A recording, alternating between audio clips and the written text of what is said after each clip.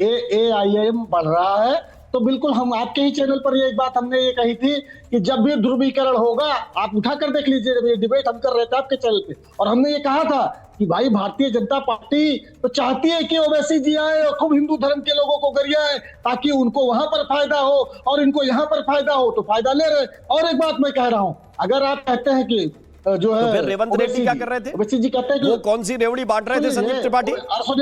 सुनिए, हम बता रहे, अगर अनुमति हो तो मैं बोल दूं। ओवैसी जी पे बोल रहा हूं, अगर उस पे भी नहीं बोलने दे भाजपाई, मतलब क्या उनको आप एक ही मानते हैं क्या? ओवैसी जी का उद्देश्य यह है कि मुस्लिम लोगों का प्रतिनिधित्व बढ़े, उनकी बातें सुनी जाए। जरा ये बताइए कि 150 मुस्लिम पार्षद थे जब ये कहते थे, इनके 68 हुआ करते थे, तब कांग्रेस में मुस्लिम पार्षद हुआ करते थे। आपके आने के बाद उसी महाराष्ट्र में शहजाद पूनावाला रिस्पॉन्ड करें। पूनावाला जी क्विक, फिर शादाब को इन कराऊंगा और अब्बास हैदर को। जी मुस्लिमों का प्रतिनिधित्व भारतीय जनता पार्टी और AIM मिलकर, दोनों मिलकर खत्म कर रहे हैं। पॉपकॉर्न की तरह उछलना, जी बोलिए पूनावाला। तो मैं अपनी बात रखूं। ओके, अगर इनका पॉपकॉर्न की तरह एक मिनट का, हाँ, पूनावाला जी बोल रहे हैं, अब सुन लीजिए संदीप जी, सुन लीजिए। देखिए, हाँ, अब मैं रिस्पॉन्ड कर रहा हूं जी। अब मैं रिस्पॉन्ड कर रहा हूँ। पकोड़े की तरह अपने आप को ना तलाया जाए, मैं अपनी बात रखूँ। देखो, ऐसा है, उन्होंने कहा कि ओवैसी हमारे क्रिएशन है, हमारी बी टीम है। हैदराबाद में जुबली हिल्स के इलेक्शन में रेवंत रेड्डी ने ओवैसी का समर्थन भी लिया और कहा कि ओवैसी से बड़ा कोई मसीहा नहीं है गरीबों का। और वाइस प्रेसिडेंट इलेक्शन में इंडिया अलायंस ने ओवैसी का समर्थन लिया और यूपीए के 10 साल में ओवैसी सरकार में थे।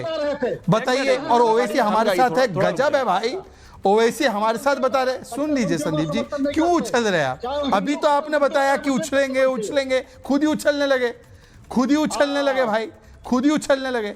अच्छा, जिन लोगों ने सोमनाथ के पुनर्निर्माण का विरोध किया, जिन्होंने भाई राम जी, मेरी बात आ जाने दीजिए। अरे थमना पड़ेगा ना भाई, पॉइंट आने दीजिए, आपका आ गया। एक मिनट रोकिए भाई त्रिपाठी जी। राम जी, मैंने इनके बीच में नहीं बोला। जी, एक सेकंड बोलिए शहजाद, क्विक। देखिए राम जी, मैंने इनके बीच में नहीं बोला। हाँ, जी। इसको कहते हैं डिबेट जिहाद कहते हैं। लव जिहाद तो मैं कर नहीं सकता, मैंने शादी नहीं की है, पर डिबेट जिहाद इसी को बोलते हैं। सुन लीजिए आप, अरे सुन लीजिए डिबेट जिहाद। अब देखिए, ऐसा है कि संदीप जी, सोमनाथ के पुनर्निर्माण का विरोध किसने किया? चिच्चा नेहरू ने बोला हिंदू रिवाइवलिज्म होगा। चिच्चा नेहरू ने अयोध्या जी का विरोध किया। चिच्चा नेहरू के परिवार राहुल गांधी ने कहा राम मंदिर प्राण प्रतिष्ठा नाच गाना होता है। चिच्चा नेहरू की पार्टी ने बोला कि सनातन समाप्त हो जाना चाहिए। तो ये चिच्चा नेहरू वाली पार्टी यहाँ पर दूसरों को ज्ञान ना दे, जो खुद मंदिर विरोधी है। और तीसरी बात, अरे भाई काहे इतना उछल? अरे भाई रुक जाइए त्रिपाठी जी, रुक जाइए भाई। इतना मत उछलो।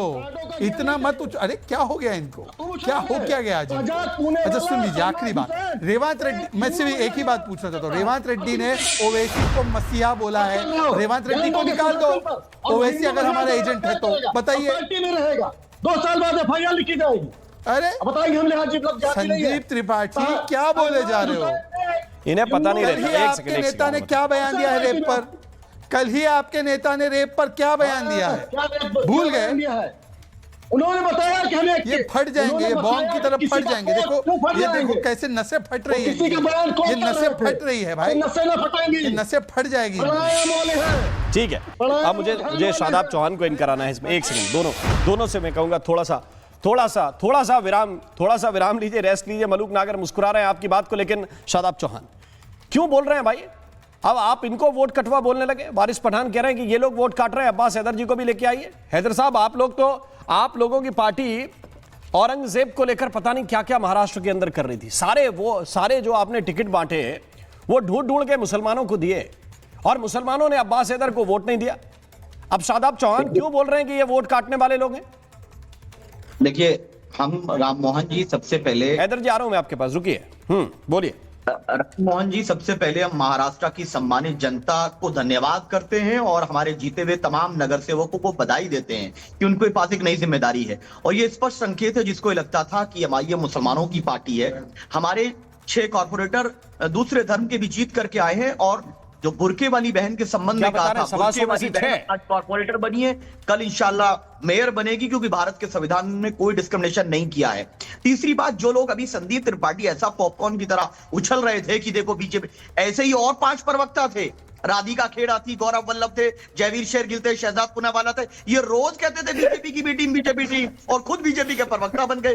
तो ये जो लोग बीजेपी का हम लोग को बोलते हैं, 4 दिन बाद सारे सेकुलरिज्म का भूत उतर जाता है और ये मुसलमानों के खिलाफ जहर उगलते हैं बीजेपी का प्रवक्ता बनने के बाद। ये हिमंता कौन थे, ये आरपीएन सिंह कौन थे, ये जतिन प्रसाद कौन थे, ये सब के सब कांग्रेस के नेता हुआ करते थे, ये सब के सब सेकुलरिज्म और संविधान के चैंपियन हुआ करते थे। लेकिन ये बीजेपी में गए, सारा सेकुलरिज्म का भूत उतर जाता है इनका, फिर असली आईना बेनकाब हो जाता है। आप ये कह रहे हैं शादाब चौहान, मतलब आप खुलकर ये मानने लगे हैं कि ठीक है हम लोग कम्युनल हैं तो क्या दिक्कत है, बाकी ये सेकुलरिज्म का भूत उतर जाने दो, क्या समस्या है? नहीं, अरे उनके पास अगर भूत है तो भूत के रूप में ही रखे हुए हैं। आप तो खुल्लम खुल्ला खेल रहे हैं ना भाई, कि जो बनेगा वो हिजाब वाला बनेगा, जो बनेगा।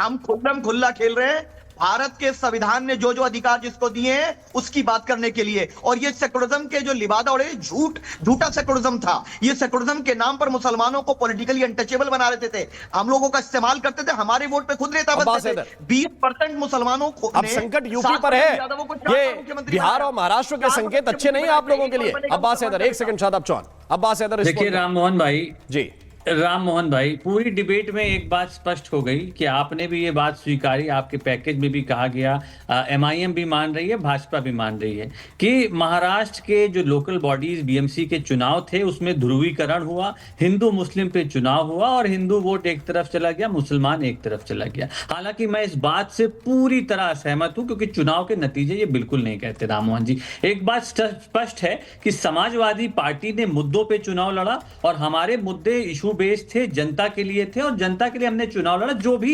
नतीजे हैं उसको हम स्वीकार करते हैं, सहर्ष स्वीकार करते हैं। देखिए लोकल बॉडीज के चुनाव में लड़ा आपने, एक मिनट अब्बास हैदर, कौन सा इशू बेस लड़ा? मैं बता, आपने तकरीरें अबू आजमी की सुनी है? आपने अपने जो कैंडिडेट जिनको उतारा था उनका पैटर्न देखा, परसेंटेज वाइज कि कितना दिया है?